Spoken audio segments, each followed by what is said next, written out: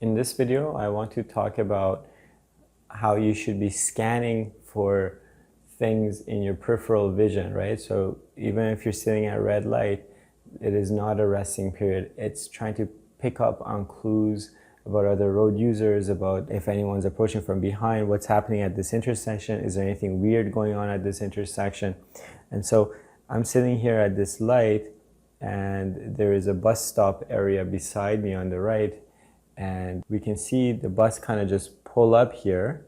And so you should be thinking, the bus was at a bus stop and now it's pulled up a little bit.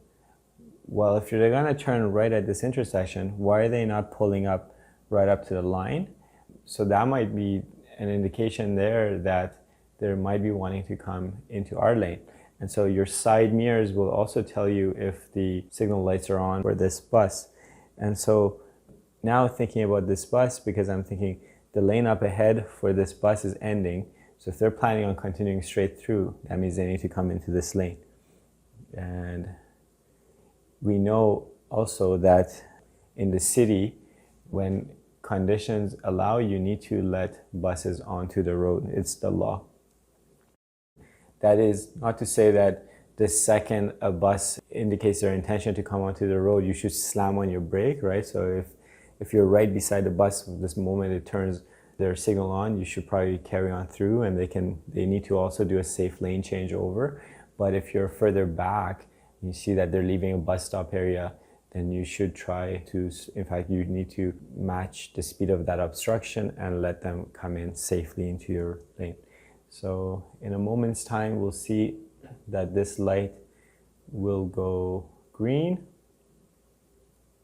And just fast forward here a bit. Actually, let's watch this. You can see the bus driver actually just opened their window and communicated what their intention is. I mean, this shouldn't really be necessary, but they're so used to people just tunnel vision, not paying attention to something, that they're trying to look over and see, is this driver paying attention that I want to come in? So we can see again, they're opening the window, they're sticking their head out and saying, okay, come in. And yeah, I said, of course you can. So, and that's where you can see their lights are on and they're giving us a thumbs up here as they make it onto this road. So long story short of everything here is, oh, and see, we gave them way, and then it just so happens with congestion that we couldn't actually clear the intersection. So again, we had to wait here until we know for sure that there's enough room for us to go. And you see, these people should not just assume that now is the time to make this turn. They are least in priority when the light is green. They can only make this turn when it's safe to do so.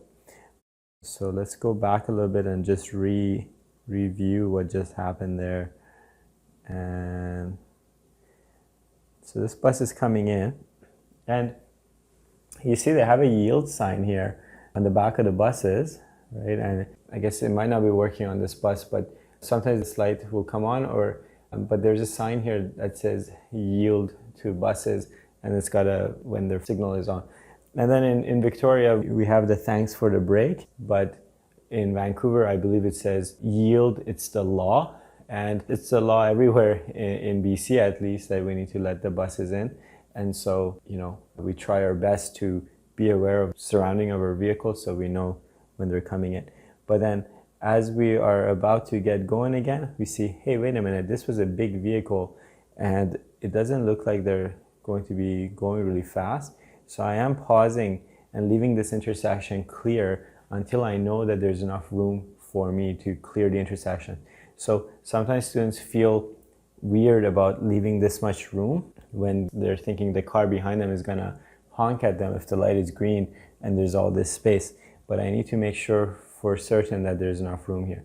And then as we're about to get going, this person decides right now is a good time to cut in front of oncoming traffic.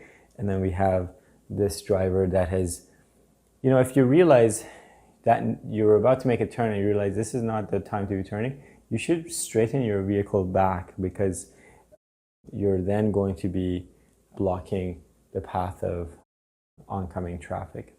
So I hope you learned something from this video, and I'll see you in the next one.